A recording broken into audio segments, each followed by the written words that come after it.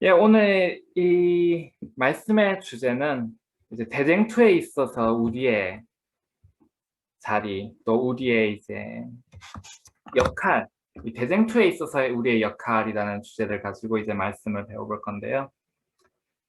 이제 지난 교과를 이제 무사히 이제 마무리하면서 이제 참으로 많은 중요한 예언의 말씀들을 우리가 배웠는데요. 그다음 교과 중에서는 참 우리가 자주 또 강조해서 듣던 그런 용어들이 많이 나옵니다. 2300주야, 세천사의 기별, 또 14만 4천인, 1844년 이런 용어들을 우리가 또 숫자들을 참으로 많이 듣는데요. 예.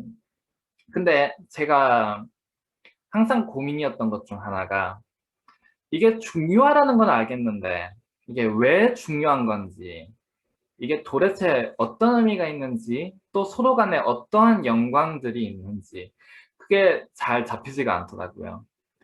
근데 그래서 오늘 이 시간은 그러한 말씀들의 관련이 어떠한 것들이 있는지 이제 이 큰 대쟁투의 역사들을 훑어보면서 다시 한번 생각해보는 시간 갖도록 하겠습니다. 네, 먼저 계시록 12장에 있는 말씀을 읽으시겠습니다. 계시록 12장 7절로 9절에 있는 말씀입니다. 계시록 12장 7절로 9절 말씀.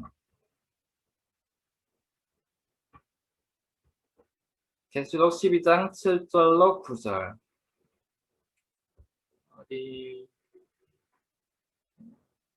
이번에 진이한테 한번 부탁을 할까요? 진이 읽어주시겠습니까? 네, 여기 마이크 뮤트 푸시고요.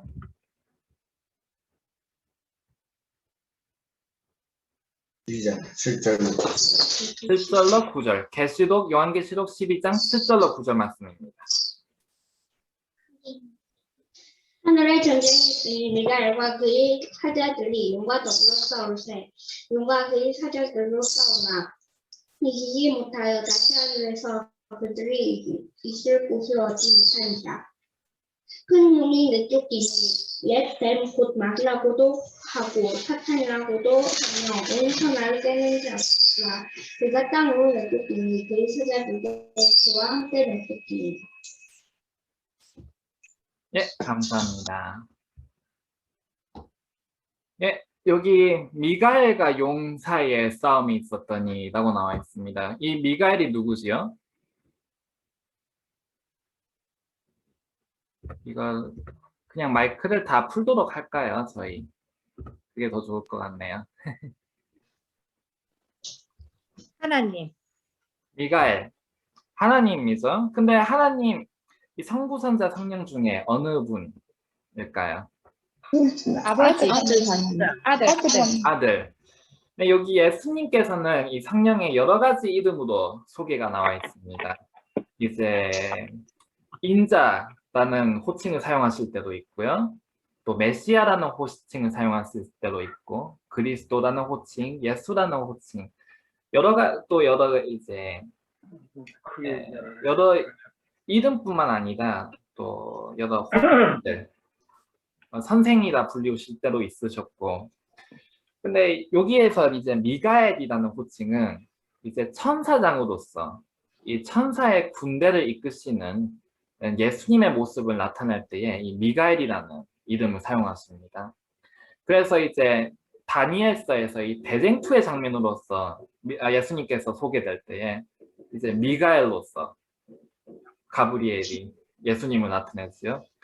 그렇기 때문에 이 천사, 이 모든 하늘 군대를 이끄시는 그러한 분이 지금 다니엘 너를 위해서 돕고 계신다. 그러한 것을 강조하기 위해서 미가엘이라는 든든한 그런 호칭을 사용하는 걸 볼 수 있습니다. 그리고 여기에 미가엘과 누구 사이에 싸움이 있었다 했죠? 용이 누구라고 나와 있나요? 마귀. 사단. 여기에 사단 또는 마귀라고 나와 있습니다. 여기 성경은 우리 역사의 이제 시작부터 끝까지 알파부터 오메가까지를 이제 보여주는데요. 근데 이 시작 전의 역사에 대해서는 그다지 많이 우리에게 알려주지 않으셨습니다. 왜냐하면 이 지구 시작 전의 역사라는 것은 우리 인간의 뇌로서는 이해하기에는 아직도 많이 너무나도 깊고 너무나도 넓고 그러한 것이기 때문에 아직 우리가 이해를 할 수 없기 때문에 그렇게 많이 적혀 있지는 않습니다. 근데 여기 12장 7절로부터 9절에서 아주 잠깐 우리에게 필요한 만큼만 우리에게 이 태초, 성경이 시작할 때 나와 있는 이 태초의 그 이전의 역사를 아주 잠깐 보여주시는데요. 이 지구의 창조가 있기 전에 미가엘과 용사의 싸움이 있었다라고 말씀하셨습니다. 이 싸움이 어떤 싸움이었을까요? 이렇게 몸으로 싸우는 그런 싸움이었을까요? 아니면 칼로 싸우는 싸움이었을까요? 영의 싸움. 영의 싸움이었습니다.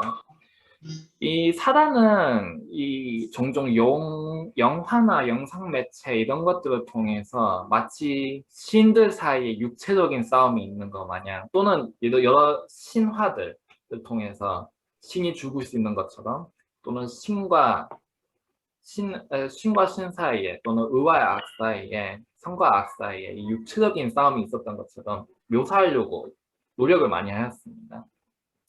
그러나 그게 가능할까요? 하나님과 사단이 칼을 들고 싸운다는 것이 가능할까요? 우리 하나님께서는 어떠한 분이시죠? 창조주, 전지전능한 분. 예, 전지전능하신 분, 모든 것이 가능하신 분이십니다. 이 우주와 지구를 말씀 하나도 창조하실 수 있는 분이시라면 말씀 하나도 없애시는 것도 가능하겠죠. 그렇기 때문에 이 미가엘과 용 사이에 싸움이 있었을 때에 미가엘이 만약에 사단아 사라져다 또는 사단이 없었던 걸로 하자 이렇게 한 말씀만 하셨어도 이 대쟁투라고 할 것도 없이 봐도 종결이 날 수가 있었습니다. 그렇기 때문에 이 대쟁투라는 것은 처음부터 시작부터 육체적인 것과는 우리가 흔히 생각하는 싸움이라는 것과는 많이 거리가 먼 그러한 성격의 것이었습니다. 우리 한번 부조화 선지자의 말씀을 읽어볼까요? 부조화 선지자의 69페이지에 있는 말씀입니다. 여기 구속의 역사로는 34페이지. 구속의 역사 34페이지. 부조화 선지자 69페이지에 있는 말씀입니다. 구속의 역사 34페이지, 부조화 선지자 69페이지. 여기 왼쪽 하단 쪽에 보시면 대쟁투는 최초부터라고 있습니다.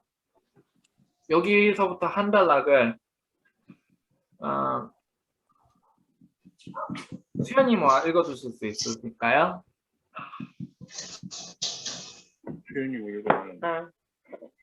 대쟁투는 최초부터 하나님의 율법에 관한 것이었다. 사단은 하나님이 불공평하시며 그분의 율법에 결함이 있고 우주의 행복을 위하여 그것을 변경해야 할 필요가 있다는 것을 증명하려고 애써왔다. 율법을 공격함으로 그는 그 율법의 제정자의 권위를 뒤집어 엎으려고 하였다. 그 대쟁투에서 하나님의 율례에 결함이 있어 변경해야 되는지 혹은 완전하여 변할 수 없는 것인지가 나타나게 될 것이었다. 네, 감사합니다. 네, 거기까지입니다. 감사합니다. 네, 여기 보면 이제 대쟁투는 최초부터 하나님의 율법에 관한 것이었다라고 나와 있습니다. 이게 사단이 이제 하나님의 율법에 대해서 공격을 한 것인데요. 왜 율법을 공격했느냐 하면 이 법이라는 것은 나라를 움직이는 시스템입니다. 우리 정부라는 것, 우리 각 나라의 정부에는 이제 시스템이라는 게 존재하고 그 시스템을 움직이는 기본 원칙이라는 게 존재하는데요. 그러한 것들이 어떤 것이 있을까요? 실제로는 이제 과학이라 할 수도 있겠고, 저는 개인적으로 이제 돈이라고 이제 이런 경제적인 것들에 기반을 해서 이 나라가 움직인다고도 그렇게 생각을 하는데, 이렇게 율법이라는 것은 나라를 움직이는 원칙입니다. 이제 우리가 뭔가를 밀면 이게 움직이잖아요. 뭔가를 밀면 그게 그 방향으로 움직이잖아요. 그게 우리 과학에서는 이게 힘의 법칙이라고 하죠. 힘이 기본이 되어서 모든 것을 움직이는 그런 것처럼 이 정부라는 것을 움직이는 항상 돌아가게 만드는 능력, 그게 바로 율법이라는 것입니다. 물이 항상 흐르고 내려오고 돌아가는 듯이 항상 이 정부가 돌아갈 수 있는 능력, 그게 율법이라고 하는 것입니다. 그리고 이 하나님의 율법, 하나님의 정부, 이것이 사랑이라는 원칙에 기반을 해서 이게 움직이는데요.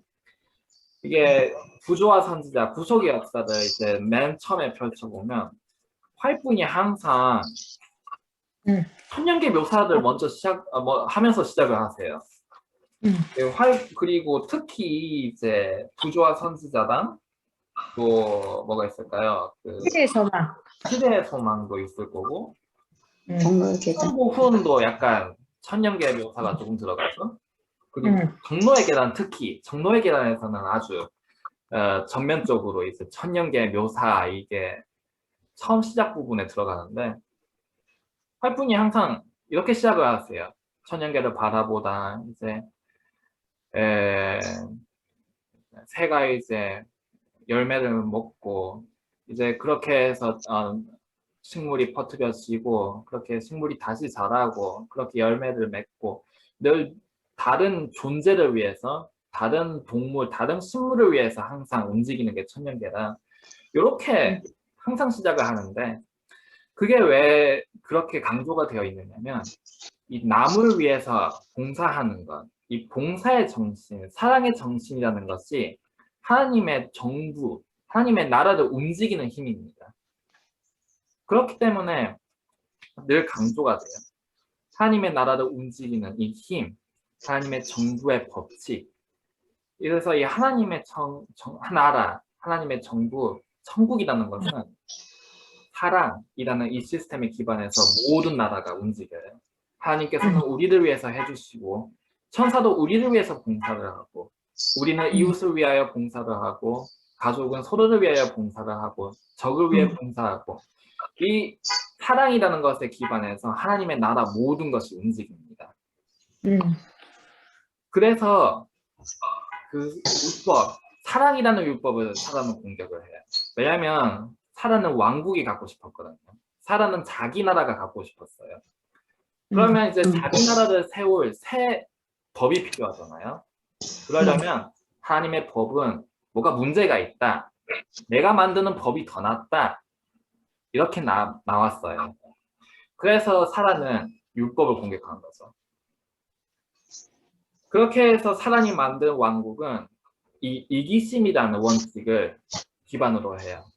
나 자신을 사랑해야 되지 않겠냐. 너 자신을 생각해봐라. 천사들한테 그렇게 먼저 고심을 합니다. 천사들에게 하나님이 너의 자유도 다 박탈하고 있다. 너희들한테는 너희는 이미 완전한 존재이기 때문에 법이 필요 없다. 너희들 생각해봐라. 너 자신을 생각해라. 이 이기심이라는 것에 근거를 한 그러한 왕국을 제안을 합니다. 그래서 그게 달콤하게 들릴 수 있겠죠. 이 죄 성향 가진 우리에게는. 그렇게 해서 세단이 이 첫 번째 대쟁투에서 세 가지 주장을 합니다. 첫째, 천사는 율법이 필요 없다. 둘째, 인류가 율법을 지키는 것은 불가능하다. 율법을 지키는 것은 불가능하다. 셋째, 하나님의 율법은 불완전하며 바뀌어야 합니다. 이렇게 세 가지. 천사에게는 율법이 필요 없다. 인류는 율법을 지킬 수가 없다. 하나님의 율법은 변경되어야 하며 불완전하다. 이렇게 주장을 합니다. 그리고 미가엘과 용 사이의 싸움이라는 거죠. 천사들 사이에서 이 사단이 공작을 할 때는 아주 뒤에서 아무도 모르게 그렇게 조금씩 합니다. 물론 하나님께서는 아셨어요. 그러나 하나님께서는 이게 위도 떠오를 때까지 기다리셨습니다. 그리고 이것이 표면 위에 올라왔을 때 미가엘과 용 사이의 싸움이 있었고 이 싸움이 정확히 어떤 싸움이었는지, 어떻게 어떤 식으로 진행이 됐는지 그거에 대해서 성경은 우리에게 알려주고 있지 않고요. 그리고 알려주어지지 않은 것에 대해서는 우리가 알려고 할 필요도 없고 그렇게 해서도 안 됩니다. 뭐 한 가지 확실한 거는 육체적인 싸움은 아니었다는 것이 되고요. 그렇기 때문에 뭐 토론처럼 됐을 수도 있고 그러나 그거에 대해서는 우리가 알 수 없기 때문에 그러나 한 가지 확실한 거는 여기서 사람이 패배를 합니다. 이 용이 패배를 하고 어떻게 되었다 적혀 있죠? 계시록에 쫓겨났어. 쫓겨났다고 나와 있습니다. 이제 천국에서 추방을 당하는데요. 근데 하나님께서 이때 봐도 멸망을 시키실 수 있으셨지만 사란을 멸망을 시키지 않으셨습니다. 왜냐면 이때 사란이 새 왕국을 제시하지 않았습니까? 그렇기 때문에 다른 백성들에게 자기 스스로 고르도록 하고 싶으셨습니다. 사란이 제시하는 왕국, 하나님께서 제시하시는 왕국, 이 사이에서 그들 스스로 선택하도록. 왜냐하면 하나님의 정부는 다시 한번 사랑이 원칙이잖아요. 하나님의 사랑이라는 것은 강요를 하지 않으십니다. 우리가 선택해서 그분을 사랑할 수 있도록 그렇게 하기를 원하셨기 때문에 사단을 바로 멸망치 않으시고 그 열매가 익을 때까지 기다리시도록 하셨습니다. 이에 사단은 자기 먹이를 찾아 나서기 시작하죠. 그래서 그는 행성에서 행성으로 은하계에서 은하계로 이제 날아다니면서 유혹을 하나씩 합니다. 자기 백성을 얻으려고. 근데 이성에서 실패하고 저 별에서 실패하고 그렇게 하늘을 떠돌아다니다가 한 한 행성에 이제 종착을 하게 됩니다. 그곳의 이름이 바로 지구였는데요. 이 지구에 오게 되면서 대쟁투의 새로운 군명이 시작되게 됩니다. 바로 두 번째 대쟁투가 시작된 것인데요. 이 지구에서 무슨 일이 있었죠? 지구에 사단이 왔을 때. 아담과 하와가 평화롭게 살고 있었지. 예.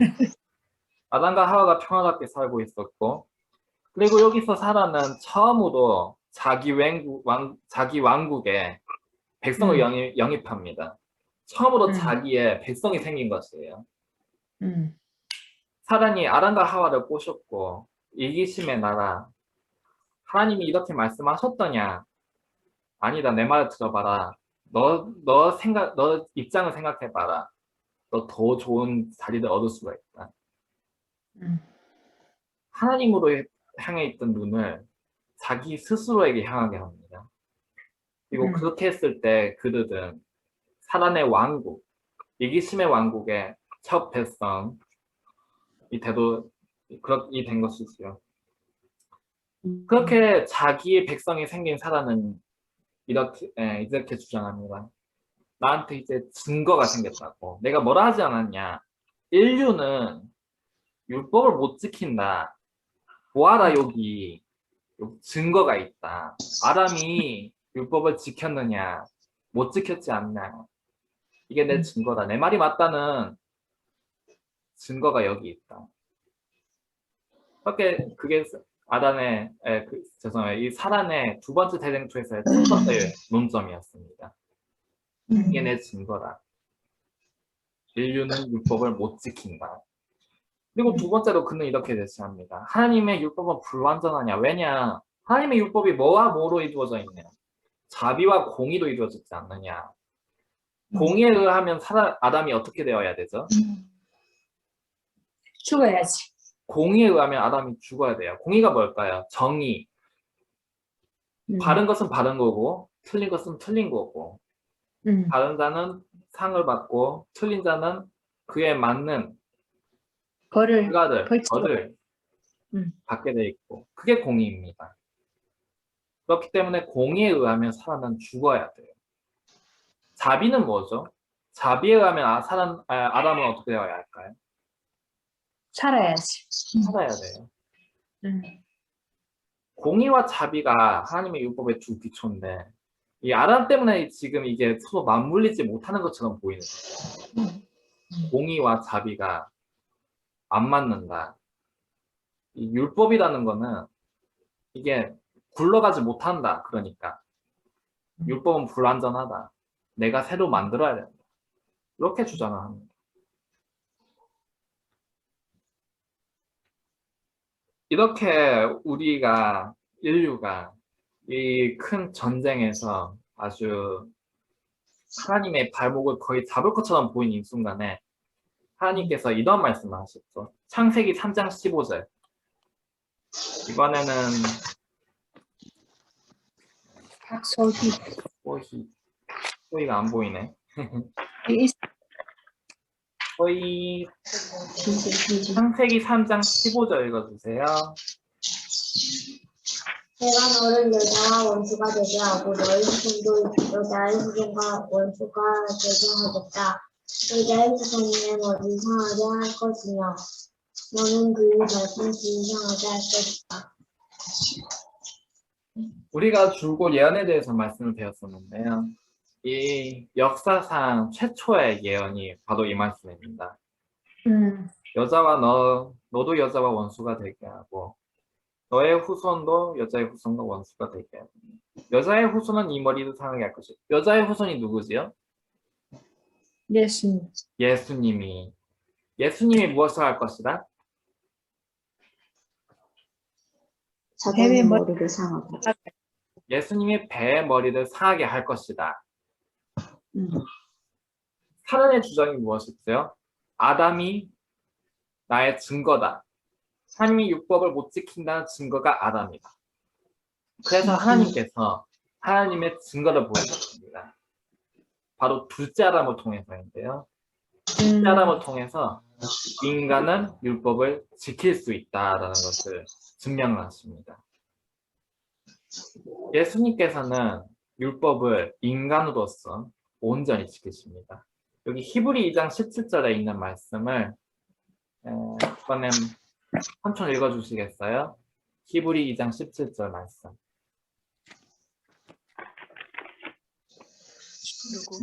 이는 주나나. 히브리 2장 17절. 마무리. 이나요 마무리. 어머니 누가 읽으세요. 삼촌. 어머니 읽으세요. 할머니 찾으셨어요? 찾으셨으면 읽어주세요. 상당 몇 절?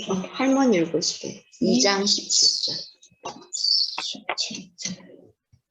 그러므로 저가 본사의 형제들과 같이 되심이 마땅하도다. 이는 하나님의 일에 자비하시고 충성된 대제사장이 되어 백성의 죄를 구속하려 하심이라. 네, 감사합니다. 우리를 구속하기 위해서 예수님께서 어떻게 되셨다고 나와 있죠? 형제와 같이 되심. 형제와 같이 되신. 예수님께서는 모든 점에 있어서 우리와 같이 되셨습니다.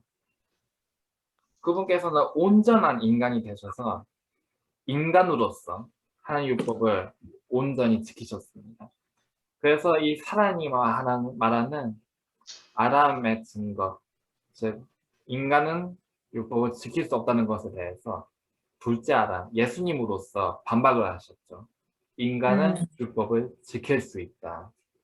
그리고 사단의 두 번째 주장, 이 공의와 자비는 서로 맞물릴 수 없다. 이것에 대해서 예수님을 통해서 이것에 대해서 반박을 하십니다. 지금 예수님께서 만약에 예수님께서 죄를 지으셨다면 어떻게 됐을까요? 예수님께서는 본인의 죄로 인해서 돌아가셨을 거예요. 왜냐하면 죄는 죽음이 따르기 때문에 예수님이 지은 그 죄에 의해서 예수님에게 죽음이 왔겠죠. 그러나 예수님께서는 율법을 온전히 지키셨어요. 죄가 없으시죠? 그렇기 때문에 죽으실 필요가 없어요. 그러면 목숨이 하나 생긴 거죠, 이렇게. 그 생명을 떼서 우리에게 주시고 우리가 갖고 있는 목숨을 죽음을 그분 자신의 직접 쓰시도록 하셨습니다. 아멘. 이렇게 함으로써 공의가 요구했던 것, 죄에 따르는 죽음이라는 것을 예수님께서 대신 껴안으시고 자비가 요구하는 구원이라는 것을 우리에게 주시게 되셨습니다. 아멘. 이렇게 함으로써 이 시편에 나와 있듯이 자비와 공의가 서로 입맞추면서 하나님의 보좌가 다시 한번 이제 높이 올려지는, 우리가 범한 이 큰 실수를 예수님의 목숨이라는 값을 통해서 대신 해결해 주신 것입니다. 아멘. 이렇게 사람의 각각의 주장, 인간은 율법을 지킬 수 없다는 것에 대해서 예수님을 통해서 인간은 지킬 수 있다. 그리고 공의와 자비는 맞물리지 않는다는 것을 통해서 또다시 예수님을 통해서 공의와 자비는 맞물린다. 이렇게 함으로써 예수님께서 뱀의 머리를 짓밟을 거라는, 사단의 주장을 짓밟으실 거라는 그 예언이 성취되었습니다. 그렇기 때문에 이제 계시록 12장 5절 말씀 보실까요? 계시록 12장 5절 말씀. 다시 계시록으로 가서 보면 대쟁투의 이 이야기, 12장에 나와 있는 이야기에 이 기능도 같이 나옵니다. 계시록 12장 5절 말씀. 11장 5절. 12장 5절. 또 아들에게 권하는 것 같이 너희에게 권하신 말씀을 잊었도다. 일러스되 내 아들아 주의 징계하심을 경히 여기지 말며 그에게 꾸지람을 받을 때 낙심하지 말라. 그 계시록 맞나요? 아니, 아닌 것 같은데. 네. 다른- 계시록 여자가 12장. 여자가 아들을 낳으니 이는 장차 철장으로 만국을 다스릴 남자라. 그 아이를 하나님 앞과 그 보좌 앞으로 올려가더라. 네, 감사합니다. 여기 분명히 인간의 아이로서 묘사가 나와 있죠. 인간의 아이에게 이게 무엇이 주어졌다 나왔나요? 만국을 다스리라. 다스릴 락. 이게 제가 영어를 사용했었는데 영어로는 이게 그 철로 된 철장으로. 철장으로, 예, 이 철 막대기라는 것은 네. 이 철장을 들고 이제 있는, 음. 보통 이제 예수님과 이 힘 있는 묘사를 할 때는 이제 신적인 묘사 또는 하나님의 아들로서의 묘사와 이 힘의 묘사가 같이 나오는데 여기서는 인자의 모습에다가 힘의 묘사가 나와요. 왜 그러냐면 분명히 인간의 아들로서 오셨고 신적인 능력을 일절 사용하지 않으시고 인간으로서 율법을 지키고 인간으로서 자비와 공의를 성취시키셨는데, 그렇게 함으로써 지금 어떤 왕국이 무너졌죠? 사단이 번에 열심히 세워왔던 이 이기심의 왕국에 지금 침략자가 들어와요. 예수님이라는 침략자가 들어와서는 이 하늘 왕국, 이 사랑의 왕국이라는 것이 어떤 왕국인지를 인간들에게 보여주고 마시는 거예요. 여기 성경에 보면 예수님께서 아버지를 나타내려 오셨다. 아버지를 나타내려고 오셨다. 이게 자꾸 나오는 게, 그게 왜냐하면 그 전까지 인간들은 물론 천년계를 유심히 보고 성령의 말씀을 감화를 받은 자들이라면 깨달았겠지만 그때까지 인간들은 이 사랑의 왕국이라는 것의 실체를, 이게 어떠한 왕국인지를 경험하지를 못하고 있었어요. 이 사랑의 왕국 아래서 살아왔었죠. 근데 예수님께서 오셔서 무엇을 보여주셨죠? 사랑의 하늘. 네. 하늘의 왕국이 어떻게 돌아가는지를 보여주셔요. 이렇게 함으로써 예수님이라는 인자에 의해서 사단의 왕국이 무너지고 예수님의 손에는 힘, 이 나라, 이 지구의 왕국을 거머쥐는 이 철장을 가지실 수가 있게 된 거예요.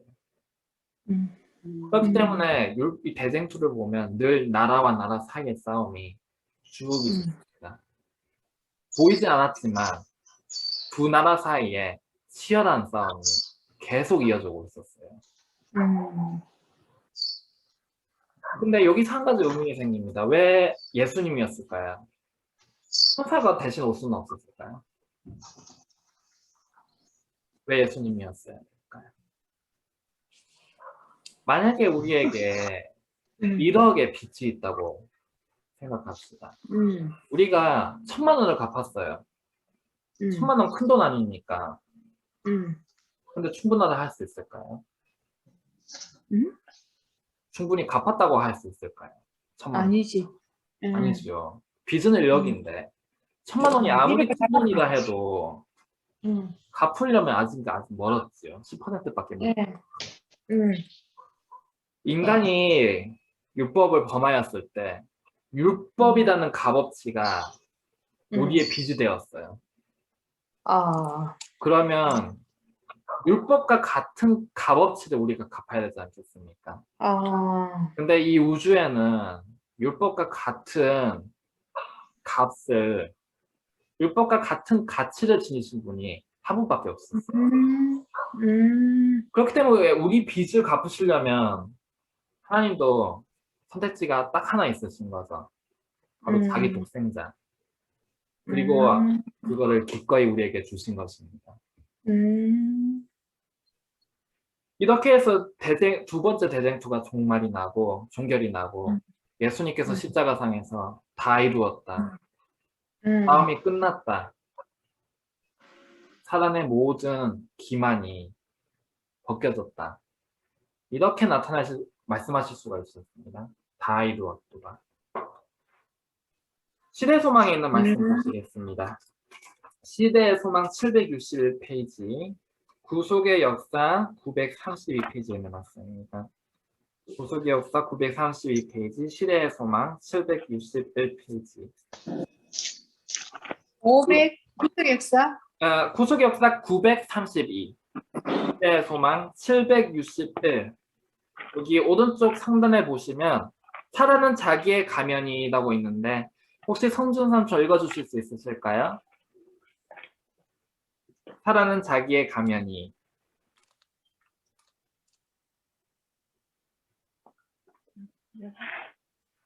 사단은 자기의 가면이 벗겨진 것을 알았다. 그의 통치는 타락하지 않은 천사들과 하늘 온 우주 앞에 공개되었다. 그는 살인자임이 판명되었다. 하나님의 아들의 피를 흘림으로써 그는 더 이상 하늘 존재들의 동정을 받을 수 없게 되었다. 그때부터 그의 사업은 제한을 받았다. 그가 어떤 태도를 취하든지 간에 그는 더 이상 하늘 궁정에서 내려오는 천사들을 기다렸다가 그들 앞에 죄로 인해 검고 불결해진 옷을 입고 있는 그리스도의 형제들을 고소할 수 없다. 사단과 하늘 세계 사이에 연결되어 있던 마지막 동정의 고리가 끊어졌다. 네, 감사합니다. 이때까지는 사단이 연기를 줄곧 하였습니다. 가끔 천사가 이제 하늘나라에서 나와서 이제 다른 곳에 일을 하러 가는 걸 보면 사단은 가끔 붙잡아서 호소를 했어요. 나는 억울하다. 나는 천사들을 위해서, 이 우주를 위해서 새로운 왕국을 그냥 제시한 것뿐인데 쫓겨난 것이다. 사단이 또 얼마나 아름다웠습니까, 용모가. 하나님께 가장 가까웠던 구도천사였지 않습니까? 그래서 사단은 그동안 줄고 연기를 해왔고, 그렇기 때문에 욥기에서도 보면 사단이 지구 대표로 이 하늘 회의에 참석하는 그런 모습이 묘사되어 있기 때문에 예수님을 죽임으로써 이 모든 모습들이 하나님을 알고 계셨던 그 모습들이 우주 앞에 나타나게 됐습니다.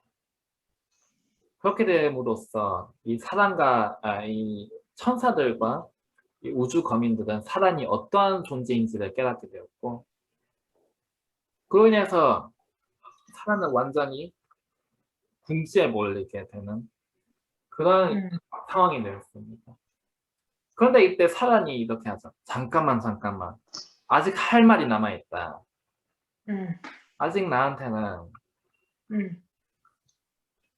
기회가 있다고. 아직 나를 멸망시켜서는 안 된다고. 나 좀 바보라고. 그렇게 해서 이 대쟁투는 마지막 국면, 세 번째 대쟁투에 접어들게 됩니다. 계시록 12장 17절에 있는 말씀 읽으시겠습니다. 계시록 12장 17절. 마음이 읽어주시겠습니까? 계시록 12장 17절.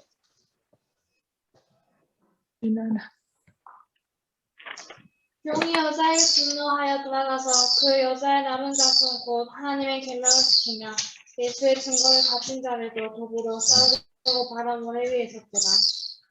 네, 감사합니다. 여자의 자손과의 전쟁을 치르고 이제 여자의 남은 자손과 마지막 전쟁을 치르려고 하는 사단이 여기 나와 있는데요. 이 마지막 대쟁투에서 사단은 이렇게 말합니다. 예수님께서 십자가에 대신 돌아가셨으니까 이제 인류는 율법을 안 지켜도 된다. 예수님께서 대신 죄값을 지불하시는데 뭐 어떠냐. 죄 좀 더 짓고 죄는 지으면서 구원은 구원대로 얻으라. 이렇게 지금 얘기를 합니다. 근데 만약에 그러할 수 있었다면 예수님께서 돌아가실 필요가 없으셨겠죠. 율법이 바뀔 수 있었다면. 율법이 바뀌지 못하기 때문에 예수님께서 돌아가신 것인데 어쨌든 그렇게 사람은 율법은 폐하여졌다. 그렇게 주장합니다. 율법은 폐하여졌다. 그리고 두 번째, 율법은 불완전하다. 이거를 아직도 굽히질 않습니다. 율법은 불완전하다. 그동안 사람은 이러이러하기 때문에 율법은 불완전하다. 이렇게 주장을 하는데요. 이번에 이렇게 사람은 이렇게 주장해요. 잠깐만 기다려봐라.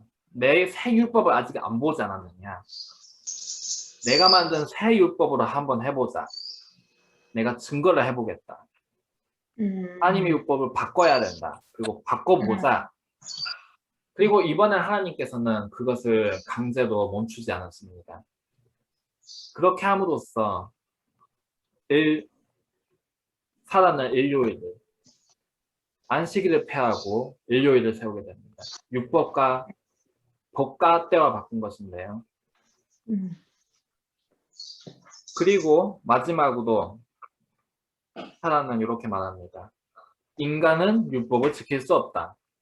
아니 방금 예수님께서 그것을 증거하지 않으셨습니까? 인류는 율법을 지킬 수 있다고. 근데 사단은 이렇게 말합니다. 예수님이 누구냐? 하나님의 아들 아니냐? 천자 아니냐? 그렇기 때문에 가능한 것이다. 만약에 다른 인간들 시켜봐라. 그들이 율법을 온전히 지킬 수 있겠느냐?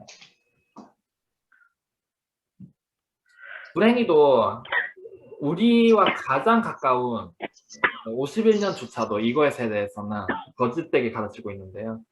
51년에서는 예수님의 내면의 죄가 없었다. 그렇게 가르칩니다. 내면의 유혹이 없었다. 그 말은 곧 예수님이기 때문에 우리와는 다른 예수님이었기 때문에 율법을 지키는 게 가능했다라는 것을 간접적으로 묘사하는 것인데요. 그러나 말씀은 분명히 예수님께서는 내면으로도 외면으로도 우리와 똑같이 되셨다고 그렇게 말씀하고 있습니다. 어쨌든 사단은 이렇게 인류는 율법을 지킬 수 없다는 것을 나타내기 위해서 무엇을 하냐면 성소를 짓밟습니다. 왜 갑자기 성소가 여기서 나오냐면 성소는 율법을 지킬 수 있는 상태, 다른 이름으로 온전함에 이르는 세 가지 단계를 세 가지 계단을 나타내는 것이 바로 성소입니다. 완전함에 이르는 세 가지 단계. 그렇기 때문에 이 성소를 짓밟으면 인간은 온전함에 이른다는 진리를 감출 수가 있는 것이죠. 그래서 사단은 이렇게 해서 첫째, 율법은 폐하여졌다. 둘째, 율법은 바뀌어야졌다. 바뀌어져야 한다. 이것을 증거하기 위해서 일요일을 세웁니다. 그리고 세 번째도 인간은 율법을 지킬 수 없다는 것을 증거하기 위해서 성소를 짓밟습니다. 이것을 하기 위해서 사단이 필요했던 대리자가 있었는데요. 그게 바로 다니엘서 7장 25절에 있는 말씀입니다. 다니엘서 7장 25절. 이번엔 성준 삼촌 읽어주실 수 있으시겠습니까? 7장 25절. 성준 삼촌. 나나 논이 주고. 다니엘서입니다. 7장 25절.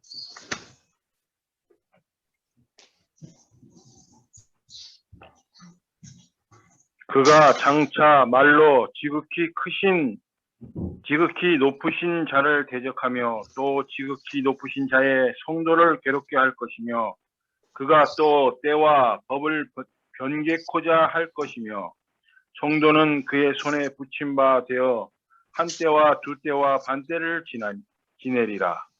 감사합니다. 혹시 8장 11절도 읽어주실 수 있으실까요? 8장 11절. 또 스스로 높아져서 군대의 주제를 대적하며 그에게 매일 드리는 제사를 제하여 버렸고 그의 성소를 헐었으며. 감사합니다. 여기서 한 때, 두 때, 반 때 동안 작은 뿔이 무엇을 하죠? 7장 25분, 8장 11분. 성소를 짓밟고 성소를 짓밟고 또 때와 법을 때와 변경하고 법을 반영해요. 첫 번째와 두 번째 주장을 뒷받침하기 위해서 때와 법을 변경함. 그리고 세 번째 주장을 뒷받침하기 위해서 성수를 허뭅니다. 그것을 위해서 선택한 대리자가 바로 작은 뿔, 법안관입니다.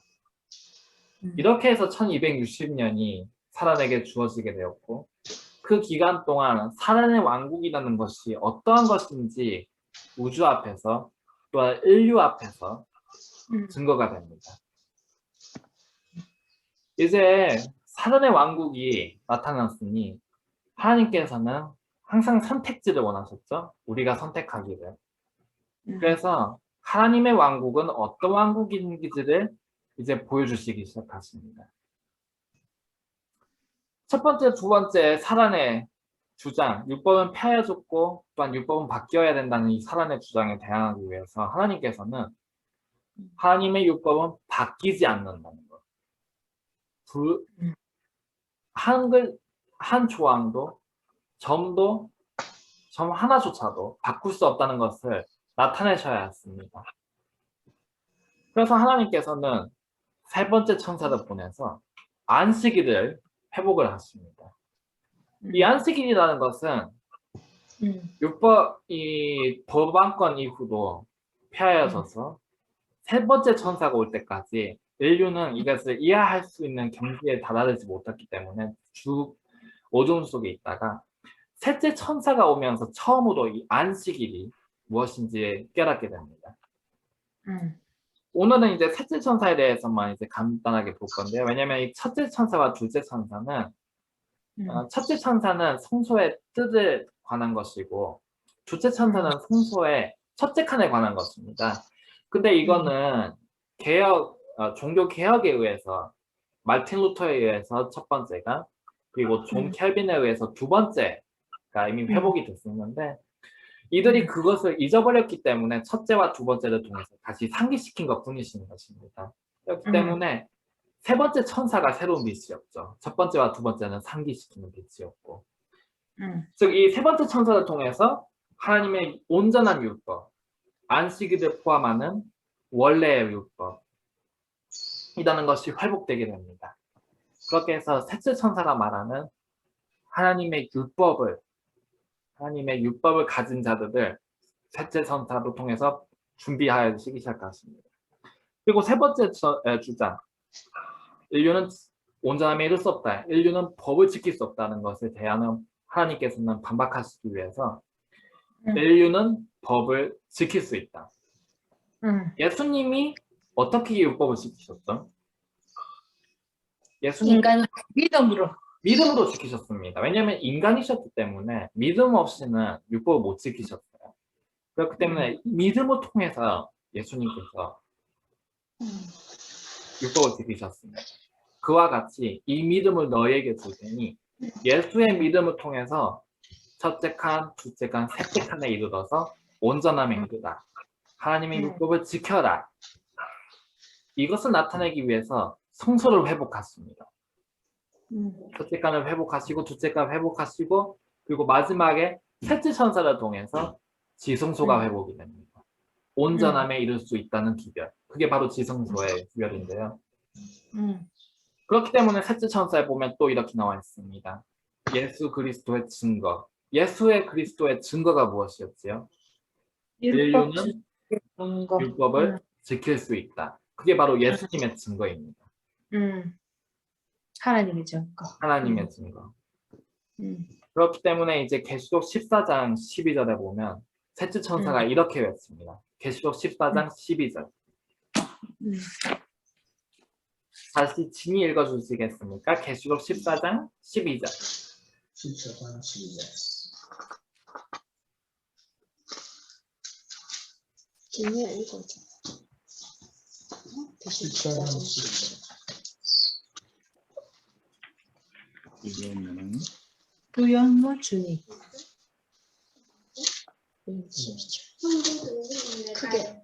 성도들이 내가 여기 있나니 너희는 하나님의 계명과 예수 있는 믿음을 지키는 자니라. 아멘. 아멘. 네, 요게 바로 셋째 천사의 기별인데요. 무엇을 가진 자? 하나님의 계명과 예수 믿음. 하나님의 있네. 계명과 예수 믿음.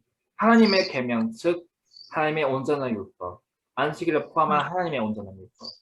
이것을 통해서 사단의 첫째와 두 번째 논점을 타개시키실 것이고, 그리고 예수의 증거, 예수의 믿음, 이를 통해서 사단의 세 번째 논점, 인간의 율법을 지킬 수 없다는 그 주장을 타개시키실 것입니다. 근데 이게 내용만 있어서는 안 되겠죠. 실체가 있어야겠죠. 이 셋째 천사의 믿음, 이 말씀을 믿는 자들에게는 온전한 율법을 주실 것이고, 그 율법을 실천시킬 수 있는 믿음을 여기 약속하셨습니다. 그리고 그렇게 해서 탄생한 백성들은 사단의 논점에 대항하는 증거로서 온 우주 앞에 제시될 것입니다.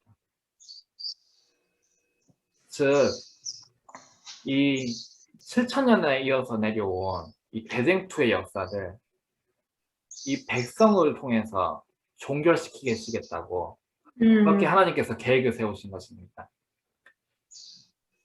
이 셋째 천사의 기별이 중요한 이유가 여기 있습니다. 셋째 천사가 왔을 때에 처음으로 이 사단의 마지막 논점을 파괴할 그 백성이 준비될 수가 있었던 것이에요. 이 증거가, 이 법정에는 증거가 매우 강력한 무기로 사용이 돼서 그 무기로서, 그 증거로서 사용된 백성을 셋째 천사를 통해서 마련하셨습니다.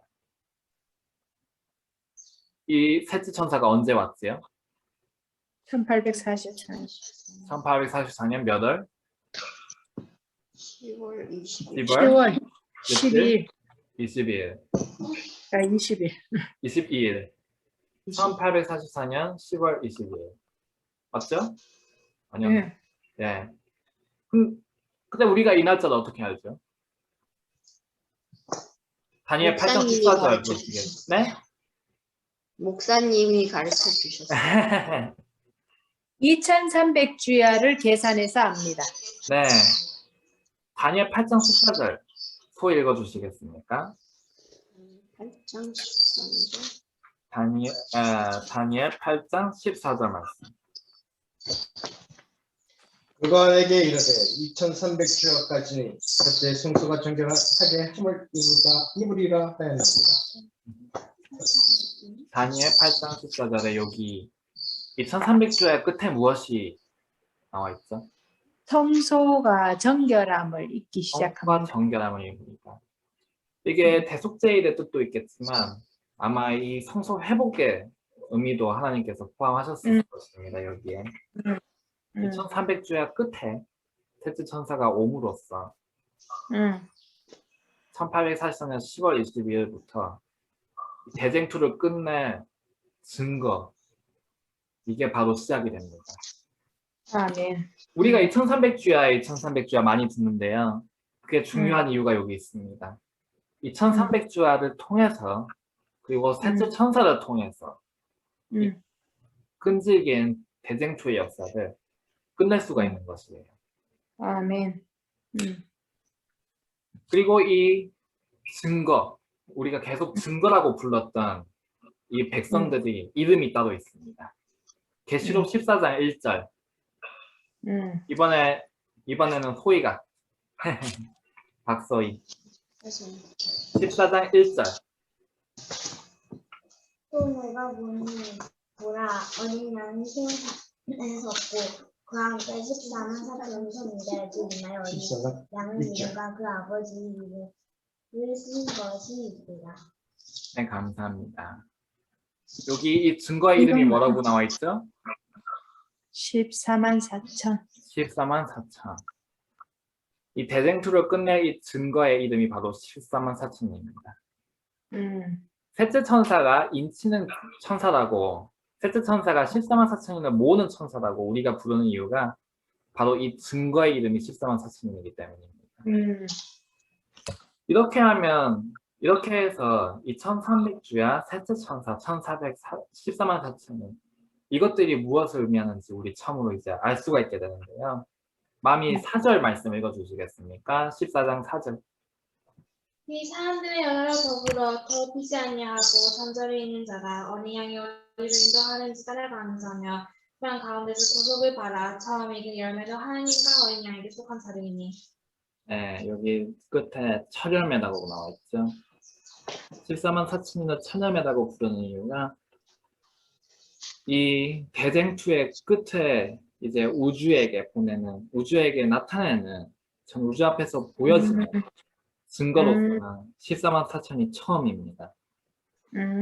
하나님의 이 주장을 온전히 나타낼 백성으로서는 14만 4천이 처음이기 때문에 천열매라는 매우 영광스러운 이름을 우리에게 주시게 됐습니다. 아멘.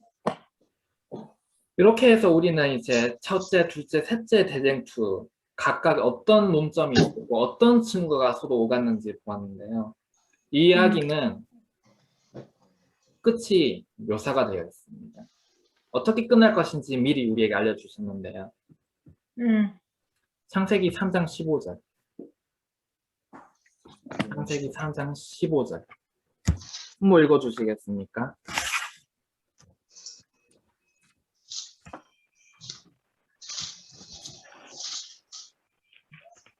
내가 너로 여자와 원수가 되게 하고 너의 후손도 여자의 후손과 원수가 되게 하리니 여자의 후손은 내 머리를 상하게 할 것이요 너는 그의 발꿈치를 상하게 할 것이니라 하시고.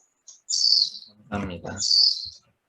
여기에 여자의 자손이라고 하실 때는 예수님을 말씀하셨지만 예수님뿐만이 아니라 마지막 증거 여자의 남은 후손도 여기에 같이 넣으셨습니다.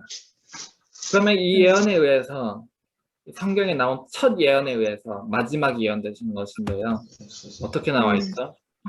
14만 4천이니 우리가 이 마지막 증거가 어떻게 할 것이라고요? 사단의 머리를 상하게 할 것이요. 사단의 머리를 상하게 할 것이요. 이 이야기는 끝이 나와 있습니다. 지금까지 우리 예언을 주고 연구해 왔는데요. 반년을 통해서. 그동안의 예언이 어떻게 되었었죠? 바벨론이 성취가 됐어요? 네. 되었습니다. 메데바사가 성취가 되었나요? 네. 성취되었습니다. 되었습니다. 그리스가 성취됐나요? 예. 네. 로마가 성취됐나요? 네. 지금까지의 예언이 성취되었다면 마지막 예언도 성취된다는 뜻입니다. 우리에게 승리를 약속하신 이 약속은, 이 예언은 반드시 성취되리라는 것을 우리는 약속으로서 또한 보장으로서 우리에게 주어져 있습니다. 아멘. 그때에 십자가 위에서 다 이루었다고 하신 그 음성이 성소에서 이 향로를 던지시면서 다 이루었다. 그렇게 하시고 성소에서 나와서 더 이상 대제사장이 아닌 왕으로서, 우리가 그동안 계속 이 두 왕국의 싸움을 봐왔지요. 그 사랑의 왕국의 왕으로서 마지막 왕국을 이 지상에 세우러 오실 것입니다. 아멘. 다 이루었다.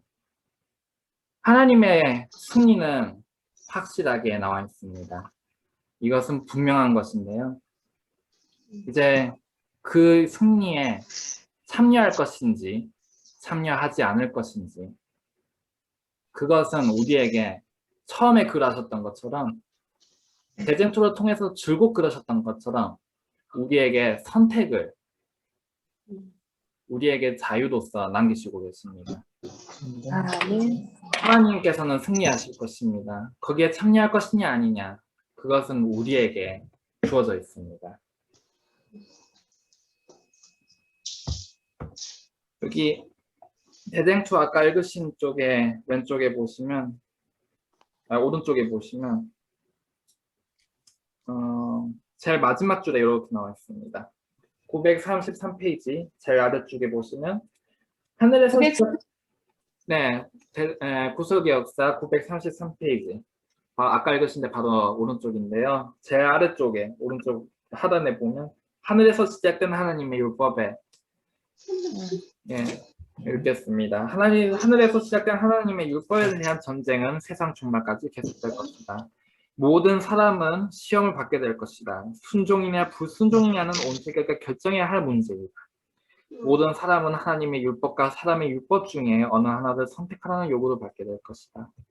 여기서 분리해서는 그어질 것이며 오직 두 가지 분류밖에는 없을 것이다. 모든 풍성은 적나라하게 드러날 것이며 모든 사람은 저희가 충성의 편을 택했는지 아니면 반역의 편을 택했는지를 보여줄 것이다. 그때 끝이 이룰 것이다. 하나님께서는 당신의 율법을 옹호하고 당신의 백성을 구원하실 것이다. 대쟁투는 줄곧 율법에 관한 것이었습니다. 근데 여기에 어떻게 끝날 것인지 나와 있죠. 하나님께서 율법을 옹호하실 것이다. 그리고 하나님의 백성을 구원하실 것이다. 아멘. 하나님께서는 승리하실 것입니다. 이 길고 긴 대쟁투의 역사는 하나님의 승리로 끝날 것인데 그 선택만은 우리에게 남겨져 있습니다. 그래서 성경에서는 우리에게 이렇게 말하고 있죠. 너희 섬길 자를 오늘날 택하라. 오직 나와 내 집은, 우리가 소수가 될지라도 아니면 내가 혼자가 될지라도 내 집이 하나님을 택하는 단 한 집이 될지라도 오직 나와 내 집은 여호와를 섬기겠노라. 여호수아의 이 말씀이 우리의 말씀이 되기를 기도드립니다. 아멘. 아멘. 아멘.